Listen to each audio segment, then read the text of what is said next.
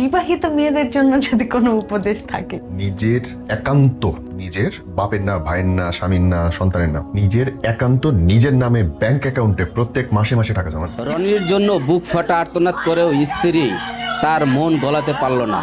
বাধ্য হয়ে রনিকে ছেড়ে বাপের বাড়ি যেতে হলো। 7 দিন হয়ে গেল, এখনো স্ত্রী সন্তানের খোঁজ নিচ্ছে না রনি। এই সেই রনি যে কিনা ঘরে বউ থাকা সত্ত্বেও বৃষ্টির সাথে নাকি রিলেশন করে। এই যে দেখেন তার যে মডেল। আচ্ছা একটু বলেন ভাই কি হয়েছে ঘটনাটা? আচ্ছা, বৃষ্টির সাথে আমি রিলেশন করি, এটা কোন ভিডিও? এটাও বলে সে বৃষ্টির বাসায় যাবে। বৃষ্টির বাসায় কেন? বিয়ের প্রস্তাব নিয়ে যাবে। যেখানে প্রেজেন্ট স্ত্রী আছে, সন্তান আছে, সেখানে কিভাবে বিয়ে করবে? তার আমি জানি না সে কেন বল। আসসালামু আলাইকুম, স্বাগতম আজকের আরো একটি নতুন ভিডিওতে। দর্শক, আশা করি সবাই ভালো আছেন। রনি বৃষ্টির ঘটনায় যে তথ্য এতদিন আড়ালেই ছিল, অবশেষে সামনে এলো ঘটনার আসল রহস্য, যা শুনলে আপনারা সত্যি অবাক হয়ে যাবেন। তো আশা করবো যে ভিডিওগুলো সম্পূর্ণ দেখবেন, আর এই সম্পূর্ণ ভিডিওগুলো দেখলেই বিস্তারিত জানতে পারবেন। ভিডিওগুলো দেখানোর আগে আপনাদের কাছে আমার ছোট্ট একটা রিকোয়েস্ট, এখনও যারা আমাদের চ্যানেলটি সাবস্ক্রাইব করেননি, নিত্য নতুন ভিডিওর আপডেটগুলো সবার আগে পেতে চ্যানেলটি সাবস্ক্রাইব করে সঙ্গেই থাকুন। তো চলুন দর্শক, প্রথমে একটি ভিডিও ফুটেজ দেখে আসি, মূল ভিডিওগুলো সামনেই দেখবো। বিবাহিত মেয়েদের জন্য যদি কোনো উপদেশ থাকে কি দিতে চান?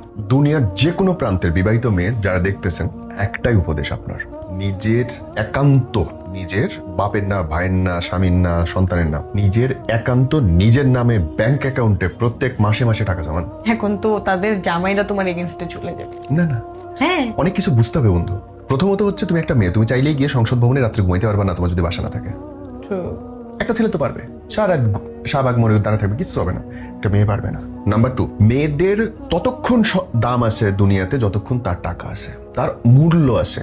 মূল্য তো দুই ভাবে হয়, টাকা নাইলে সৌন্দর্য।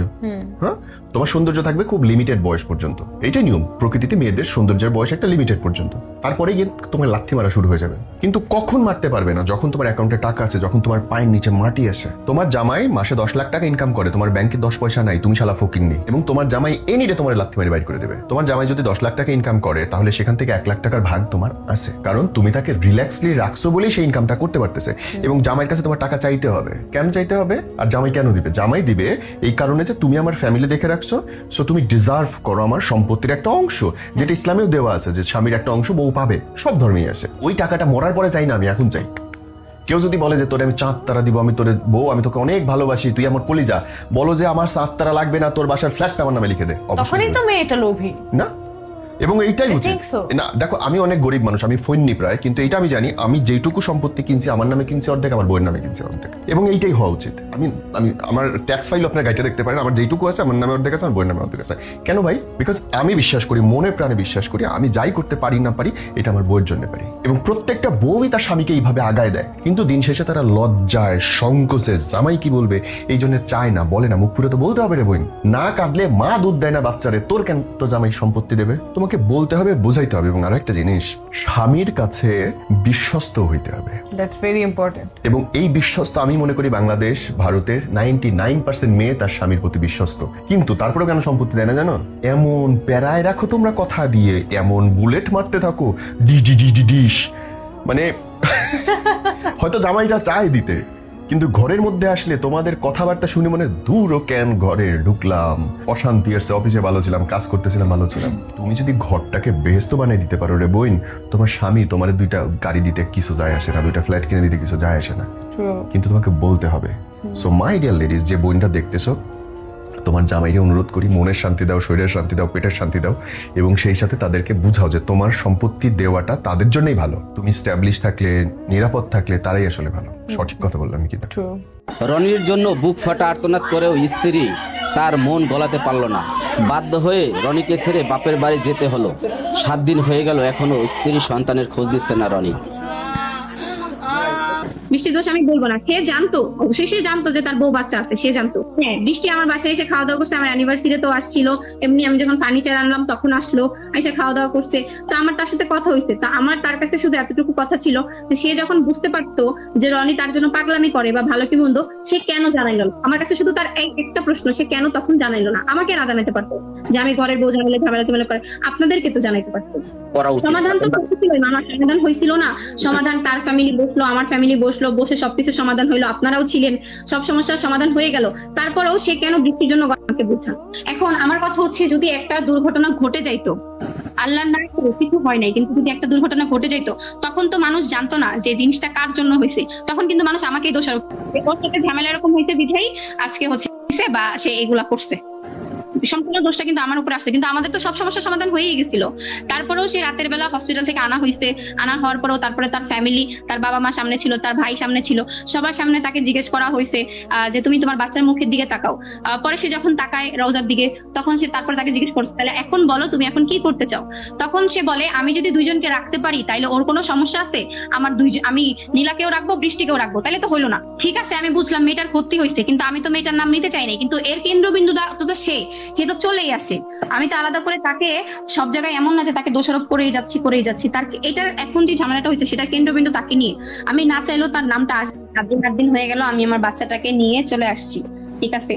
তুই কি পারতি না একবার যোগাযোগ করতে? সে বারবার বলে আমি তার সাথে যোগাযোগ করার চেষ্টা করছি, তার তো আমি তো শুরু থেকে বলতেছি তার একটা নাম্বার ব্লক করা, তার আরেকটা নাম্বার এখনো আনব্লক করা, আরেকটা সেখান থেকেও সে চাইলে আমাকে ফোন দিতে পারতো, হোয়াটসঅ্যাপে দিতে পারতো, তার ফ্যামিলি সবার নাম্বার আনব্লক করা দিতে পারতো, শুধুমাত্র তার নাম্বারটাই ব্লক করা, যেই আইফোনে যে সিমটা ওই সিমটা শুধুমাত্র, আরেকটা নাম্বার আনব্লক করা। কিন্তু সে যে বারবার বলে, সে এখন পর্যন্ত 8 দিন হয়ে গেছে কোথাও কোনো জায়গায় আইসা সে বলে না তার মেয়ের কথা বা কোনো কিছু। সে এখনো বৃষ্টি তার সাথে নাই সেটার জন্য সে আফসোস করে। তারপরে হচ্ছে কালকে একটা দর্শক, এই সেই রনি যে কিনা ঘরে বউ থাকা সত্ত্বেও বৃষ্টির সাথে নাকি রিলেশন করে, এই যে দেখেন তার যে মডেল। আচ্ছা একটু বলেন ভাই কি হয়েছে ঘটনাটা।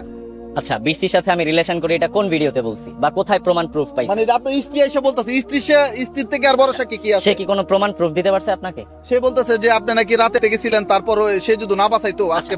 তখন আমি ড্রাগ এডিক্টেড ছিলাম, ঘুমের ট্যাবলেট খাওয়া অবস্থা, তার সাথে ঝগড়া হয়েছে, তার সাথে ঝগড়া হওয়ার কারণে আমি গলায় ফাঁসি দিছি। আচ্ছা আচ্ছা, এইটা সে উল্লেখ করতেছে আমি বৃষ্টির জন্য দিছি, কারণ বৃষ্টির সাথে আমি ভিডিও বানাই প্রতিনিয়ত। সে কিন্তু আগে থেকে আমাকে ভিডিও বানাইতে দেয়। এতই যখন প্রবলেম ছিল তাহলে কেন আগে নিষেধ করে নাই? আমার কথা বুঝছেন? আচ্ছা, উনি বলতেছে আপনি নাকি ওনাকে ভদ্রভাবে ঠকাইছেন, মানে উনি বুঝতে পারেন না। আপনার জিজ্ঞেস করলে বলে যে আমরা ভাই বোনের সম্পর্ক, কিন্তু সম্পর্কের আড়ালে যে আপনার এই যে বিয়ের সম্পর্ক, এটা তো এটা বুঝা। এটা কোথায় দেখছেন? আমাকে দেখাইতে হবে। একটা কোশ্চেন করার আগে আমাকে প্রমাণ দিতে হবে যে আপনি দেখছেন বা আমি। আপনার বউয়ের কথা এটা। আচ্ছা, সে তো অনেক কিছুই বলতেছে, এখন উনি যা বলতেছে সবই সত্যি, আপনার ওইটা মেনে নিতে হবে। আমি যদি এখন মুখে বলি সে পরক্রিয়া করছে 100 বার, আপনি কি আমাকে প্রমাণ দিতে পারবেন? না।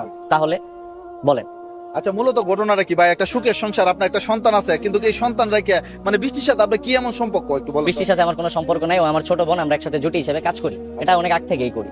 তো ওর সন্দেহ এটা যে হয়তো ওর সাথে আমার কোনো একটা গুড আন্ডারস্ট্যান্ডিং, গুড রিলেশন আছে, তো ওর সন্দেহ থেকেই এত কিছু।